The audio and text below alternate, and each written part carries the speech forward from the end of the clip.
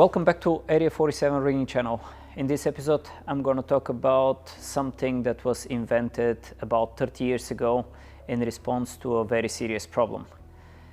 In reality it didn't really solve the problem, but it did create other problems. And I'm talking about the famous reverse rises. So episode 18, stay tuned.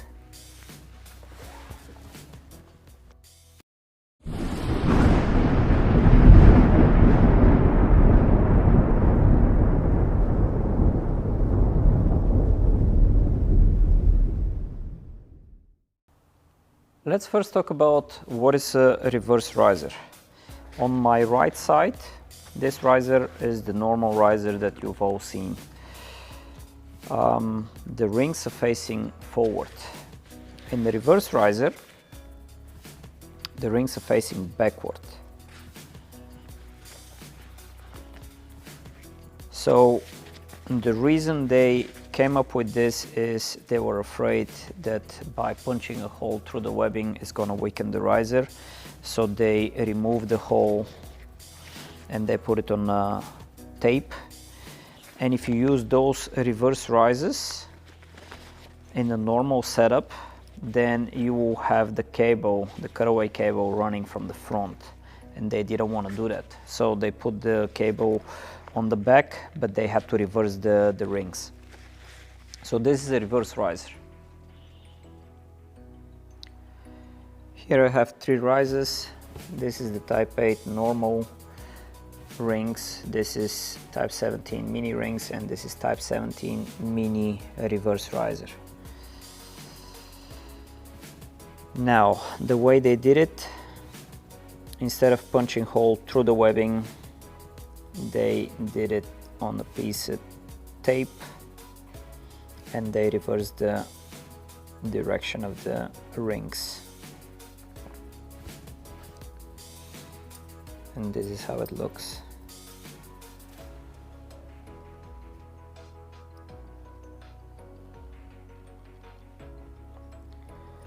Now, in the early 90s, they had a lot of broken rises.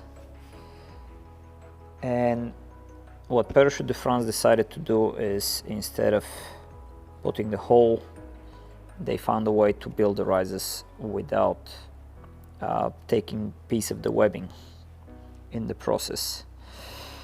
The problem was the rises break here and not here. And by making the reverse rises, they created other problems. And it was not only Parachute de France, Rigging Innovations and Thomas Sport also built reverse rises. And you can't really blame them because they didn't know better. Now, if you ask why would you want to have small rises, here is the answer. This is RW8 D-ring, and this is RW1. Look at the size difference. If you had rings like this in a sport gear today, maybe 30% of the people will not be jumping.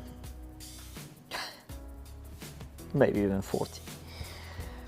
For the tests, I'm not gonna use the original riser because I don't wanna destroy it. It's a piece of history, and at some point it might even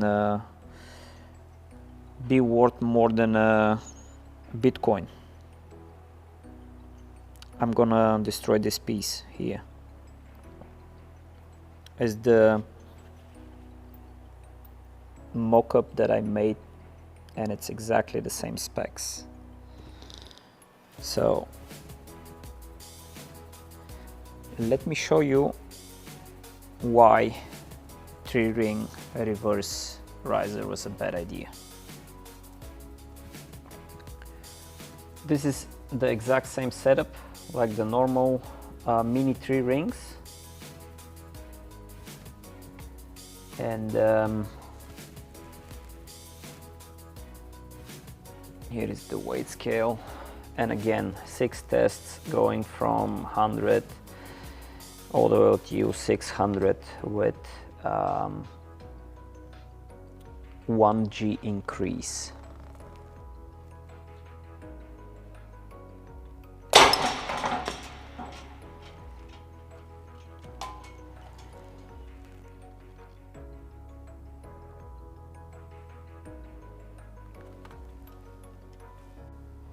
Test number 2.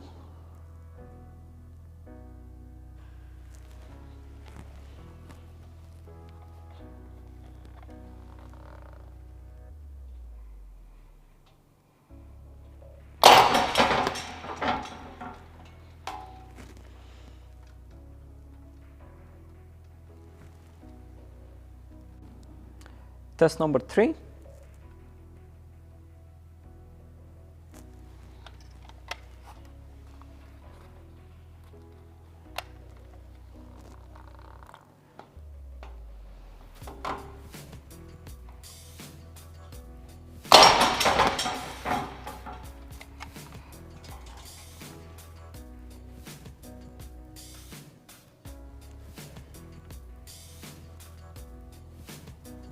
Test number 4.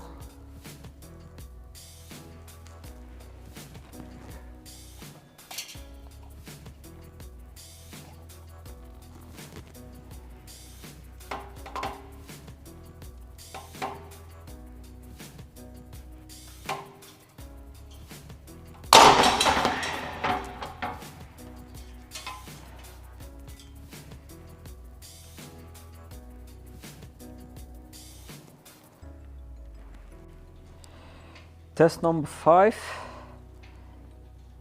I don't think it's gonna happen because from what I see is that the loop is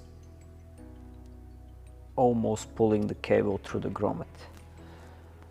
The weight scale is rated to 75 pounds or whatever that is in kilos, 35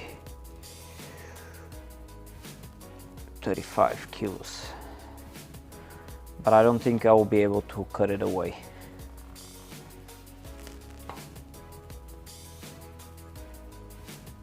No, not a chance. Not a chance. So we found the limit. 500 kilos and you cannot cut away. I don't think you could cut away with 400 kilos because at 29, to pull 29 kilos with one hand if you're spinning, it's not gonna happen.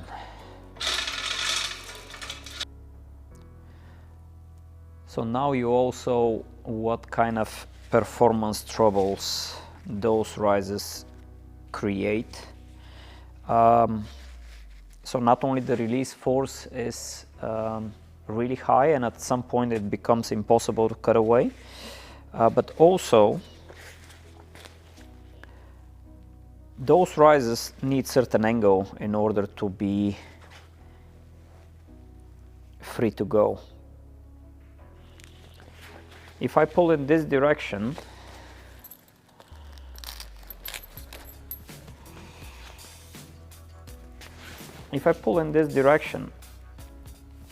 normal risers will go. Reverse risers will not. They will only release if the angle is big enough. So let's go back to the table and I will explain why the mechanical advantage on a normal 3-ring system is bigger than on the reverse risers. Those risers look almost similar. The relation between the middle and the small ring, it's about the same. On a normal riser, the loop is making turn and it's changing the direction of the pull. So when the system is loaded, that loop only takes 50% of the load. So 50% goes here and 50% is here. On the reverse riser,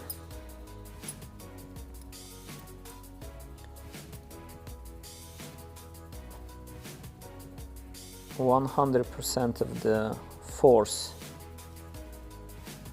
100% of the force is applied to the cable, and 100% of the force is applied to the stitch here. So that's the reason why the reverse riser has lower mechanical advantage. Now, I hope you found this video interesting. If you did, give it a thumbs up, tell your friends, and thank you for watching. Till the next one.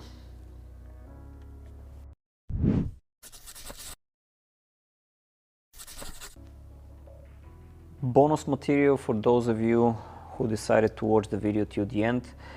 I don't want to use a perfectly serviceable cutaway cable because it is going to be pulled through the grommet. So I have this piece that I'm going to sacrifice, and I will do it like this. I don't think the riser will break. I think around 650 kilos. The cable will be pulled through the grommet.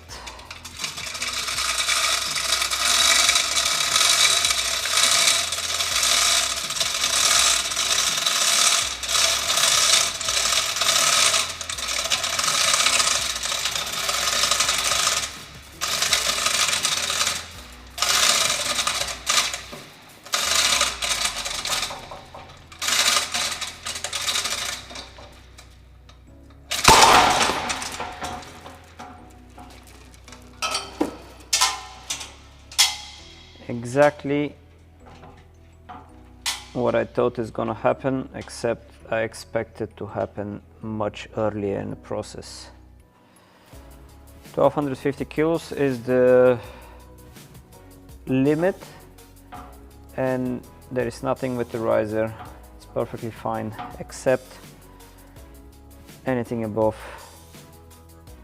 300 kilos on the 3-ring, and you cannot cut away.